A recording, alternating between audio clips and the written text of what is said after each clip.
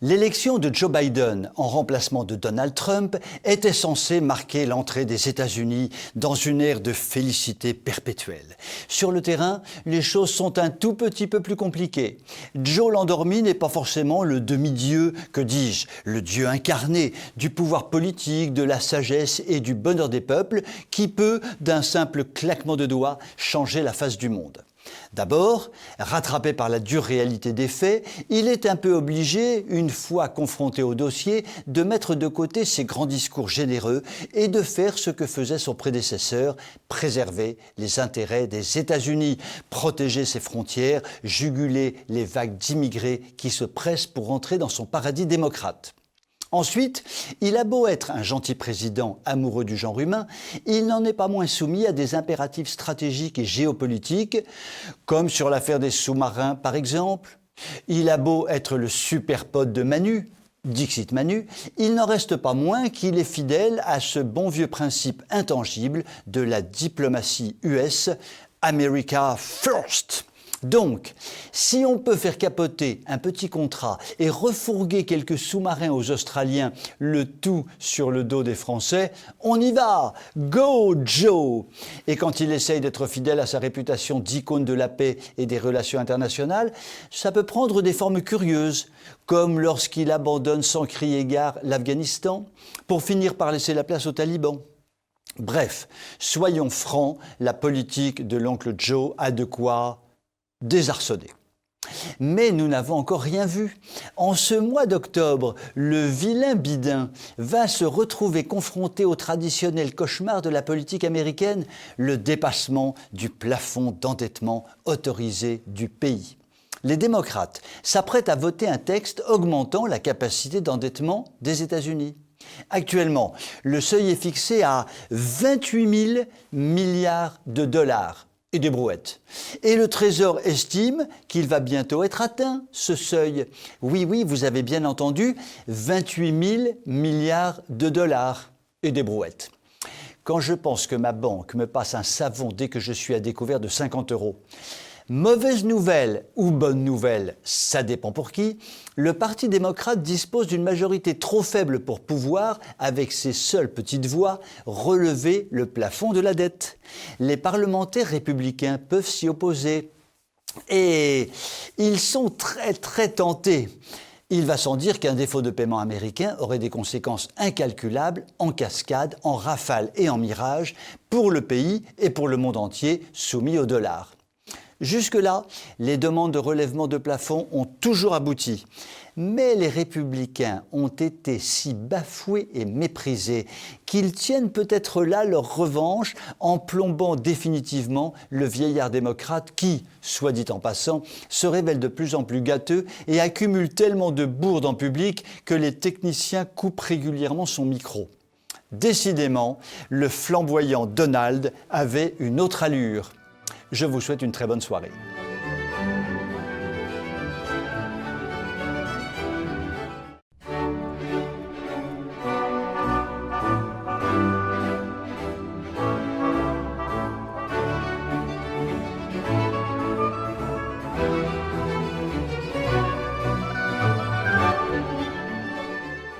Il s'appelle Makram Akrout et il est tunisien.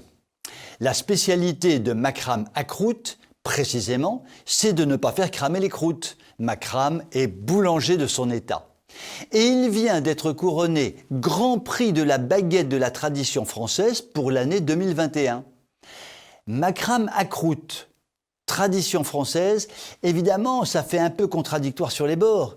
Des termes qui sonnent drôlement quand on les met ensemble, comme cette drôle de formule du grand Corneille, cette obscure clarté qui tombait des étoiles. Malgré cela, ou peut-être grâce à cela, la croûte d'accroute de pain, donc, a eu l'heure de plaire à un jury particulièrement tatillon quand il s'agit de mie de pain alvéolée, de croustillants, de mouillettes et de tartines.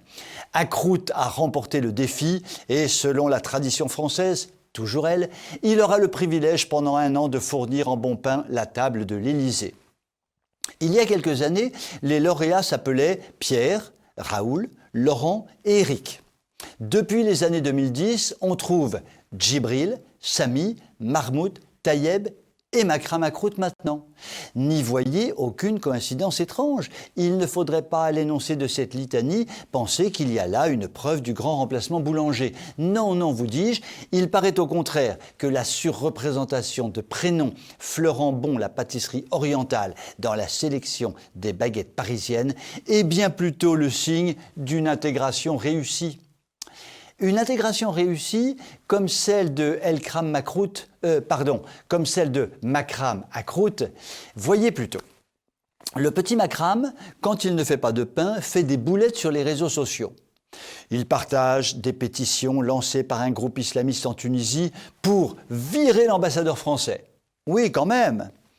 Il fait suivre un post complotiste expliquant que la France colonise des sites pétroliers en Tunisie.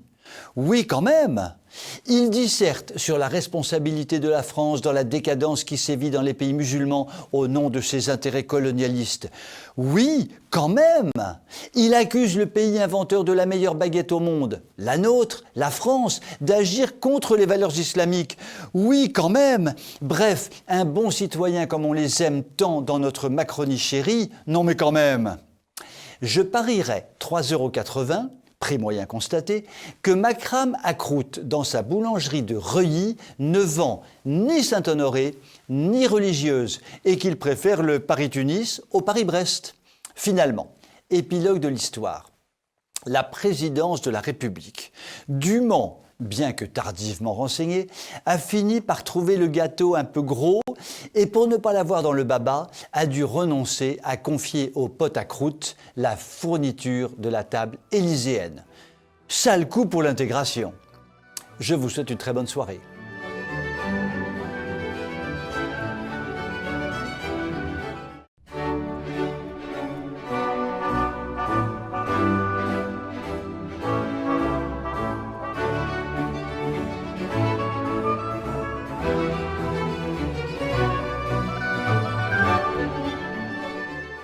Il n'est pas besoin de grandes analyses pour démontrer que d'année en année, une dictature aux multiples facettes s'abat peu à peu sur les peuples des nations occidentales notamment. La dictature médiatique, la dictature dans l'enseignement, la dictature sanitaire par exemple, sont désormais des réalités que tout observateur attentif peut constater. Une dictature d'un genre nouveau se met insidieusement en place depuis la fin du siècle dernier. Il s'agit de la dictature bancaire. Avant les années 1980, le fonctionnement des banques reposait sur un principe simple et sain. Servir le mieux possible les clients, qu'il s'agisse de particuliers, d'entreprises ou autres. La folle dérégulation financière des années 80 et 90 a totalement transformé le paysage bancaire. Désormais, le cœur de métier des banques devenait la banque dite d'investissement. Ce nouveau métier pouvant s'assimiler à une sorte de casino géant permettant de gagner ou de perdre des sommes considérables en quelques secondes quelquefois. La très emblématique affaire Kerviel a révélé qu'un modeste employé de la Société Générale pouvait, en quelques heures, faire perdre des milliards d'euros à son employeur. Rien que ça. Cela n'a pas du tout ébranlé le système financier qui, plus que jamais, a continué d'agir comme un casino géant, spéculant nuit et jour à l'échelle mondiale. Il est donc assez logique que les banques en général et les banques françaises en particulier considèrent depuis des années les entreprises et les particuliers comme de la piétaille, qu'il faut bien traiter puisque la réglementation l'impose. Elles les traitent donc tant bien que mal, mais désormais plutôt mal que bien. D'ailleurs, elles se sont découvertes une nouvelle fonction. Totalement intégrées à l'empire économique mondial et soucieuses de le servir au mieux, elles se réservent désormais le droit de juger leurs clients sur la base de critères politiques, culturels ou moraux. Il apparaît notamment, depuis un certain nombre d'années, qu'elles surveillent de façon pointilleuse les moindres mouvements de fonds. Pour le moindre mouvement financier, votre agence bancaire se met en branle. Vous, Monsieur Gérard, pourquoi avez-vous retiré 6,34 € dans notre distributeur automatique le 14 août à 22h31 ? Ça sent son achat de cocaïne, Monsieur Gérard. Ça sent la grosse magouille, Monsieur Gérard. Expliquez-vous. Concernant les comptes bancaires ouverts par les milieux de la résistance au système, les banques vont carrément dénoncer à Tracfin, l'organisme chargé de traquer ce que l'on appelle couramment l'argent sale, des personnalités qui mènent leurs affaires de façon totalement transparente, mais qui ont le défaut considérable de s'opposer à la dictature mondiale ambiante. C'est ainsi que le très réputé et très redouté Charles Gave, économiste et homme d'affaires de renom, dont les analystes implacables égratignent depuis des années le système politico-médiatico-économique, vient de se faire fermer son compte bancaire, ouvert depuis 1972 au Crédit du Nord, parce qu'il venait de consentir un prêt dans des conditions totalement légales à l'association des amis d'Éric Zemmour. Allez le Charles, dehors, raoust! Il est évidemment inutile de traiter sur le fond une décision aussi lamentable prise par une banque qui est, cerise sur le gâteau, filiale de la Société Générale qui a su en son temps s'organiser de telle façon qu'un modeste employé a fait perdre en quelques heures des milliards d'euros à son employeur. Le président de l'époque de la Société Générale a-t-il été immédiatement licencié? Oh que non, Maguenon! Mais licencier Charles Gave sans aucune raison? Oh que oui, madame, oui! La décision du Crédit du Nord révèle simplement que nous sommes entrés dans une ère de dictature bancaire aboutissant au contrôle systématique de tous nos mouvements bancaires. Ce contrôle peut aboutir à créer des difficultés financières importantes à des clients cloués au pilori par des établissements bancaires s'étant auto-transformés en tribunaux financiers populaires coupant les comptes bancaires comme le comité de salut public de la Révolution coupait les têtes. Plus que jamais, les élections présidentielles de 2022 s'annoncent comme étant un événement capital. Je vous souhaite une très bonne soirée.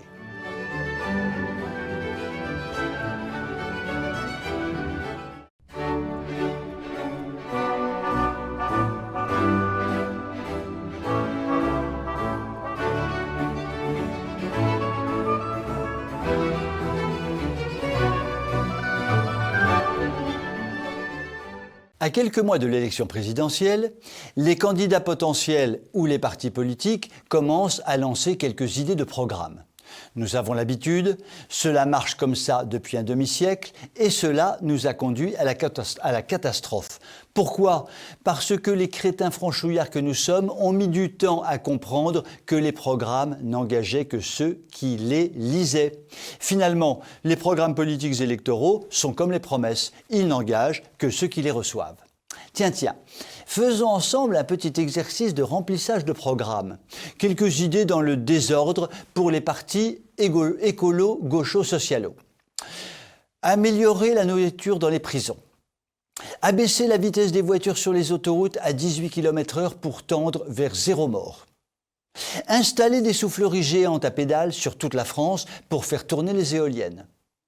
Organiser dans tous les établissements scolaires des destructions de murs de classe, puisque le pape François n'aime pas les murs. Ramener la durée du travail hebdomadaire à 24h31. Permettre à toute personne de toucher des allocations chômage, surtout si elle n'a pas travaillé. Faciliter l'immigration avec un objectif de passer de 500 000 entrées par an à 1 million. Interdire les baignades dans la mer pour protéger les poissons. Créer dans tout Paris des trottoirs réservés aux rats, etc. Passons maintenant du côté droit de l'échiquier politique, du côté de la droite dite gouvernementale, dont on sait qu'elle est macro-compatible. Il suffit de reprendre toutes les propositions faites par cette droite depuis un demi-siècle pour constater qu'elles ont été presque systématiquement jetées à la poubelle une fois l'élection gagnée.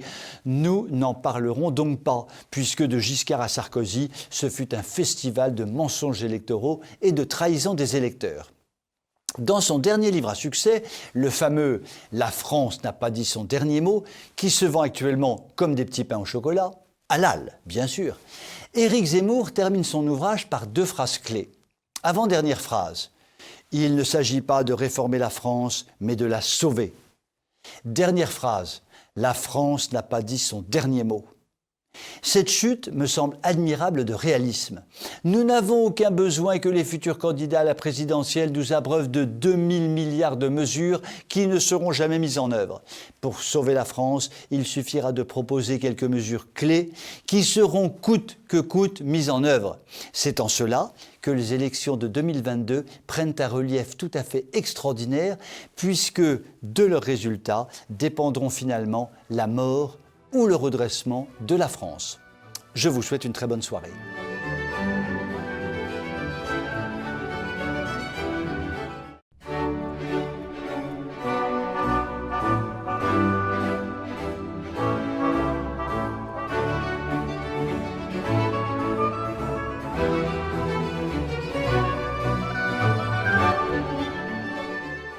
Les courbes épidémiques commencent enfin à décliner. Cocorico pour notre bien-aimé dictateur et petit père des peuples qui veut obliger les derniers récalcitrants à se faire piquer comme des chiens. Ainsi, le mal covidique est en passe d'être éradiqué. Youpi tralala, la vie est belle, belle, belle, belle, belle. Il est donc temps maintenant de s'attaquer aux racines les plus profondes de ce vrai cancer qui ronge nos sociétés démocratiques mondiales. J'ai nommé le complotisme.